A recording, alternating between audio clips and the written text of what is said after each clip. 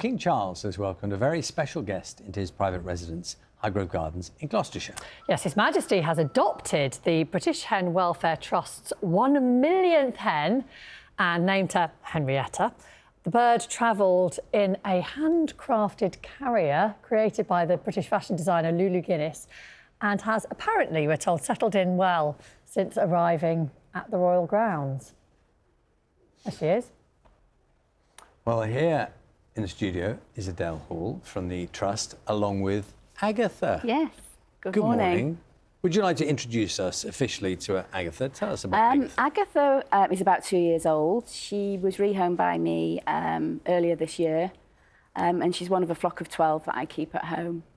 Can we do the welfare thing? Because people might be thinking hen in a TV studio in these environments. How? I mean, she seems very calm. She is very calm. She's an ex-commercial bird, so they're bred to be docile, which makes them excellent pets, which is one of the reasons that we rehome the hens. You say excellent pets. Normally when we think of pets, we think of animals very often that we can interact with. So how does that work as a hen? Hens, we call them like dogs and cats with feathers. They become very quickly part of the family.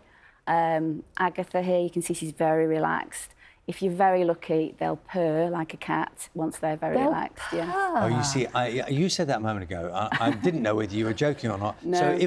So if we went very quiet now, you might hear it? I'm not sure. I tell you what, if I put my, I'd hear her vibrate if she was purring. She's not purring at the moment. I think she's a bit overfaced. Right down there. Can we just see if? I think. No. Yeah.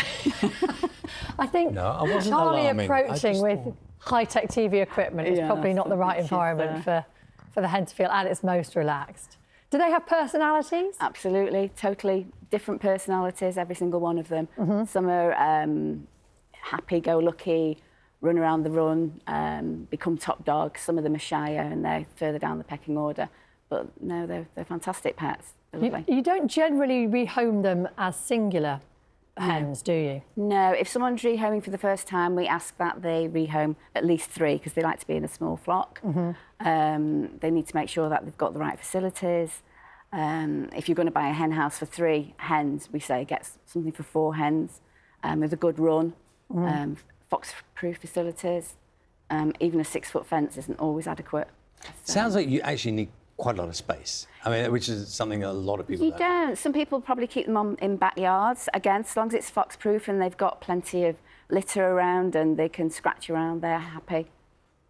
What about life, as in life expectancy? So 2 years old right now? Yeah.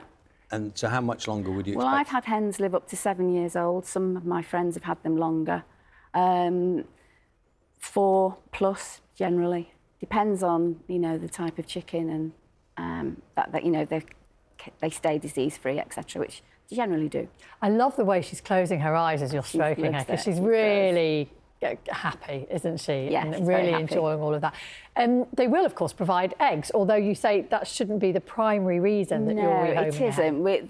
They are pets at the end of the day, but, you know, how many pets produce your breakfast on a morning? So how many eggs are you collecting every day? Well, I've got 12 hens, but some of mine are quite old, so I'm getting about 6 a day, which my neighbours love. My neighbours. I was going to say, what are you doing with all those eggs? My neighbours take them.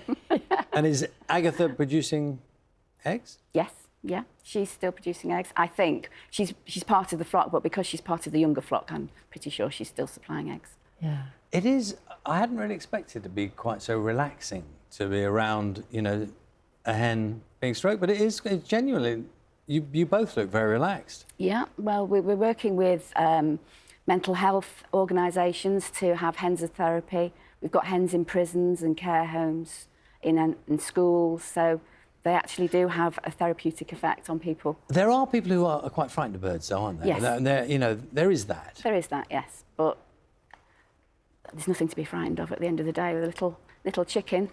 Does she know her name? I don't think so, because when I go and feed them, I just shout chickens and they all come running. So. And they probably know anyway, when you're approaching, that there is food to be had. Yeah. Well, she's an absolute delight, and thank you for bringing her in to meet us. Thank you, it's been a pleasure, thank you. It's been really lovely. We've got the headlines coming up in just a moment.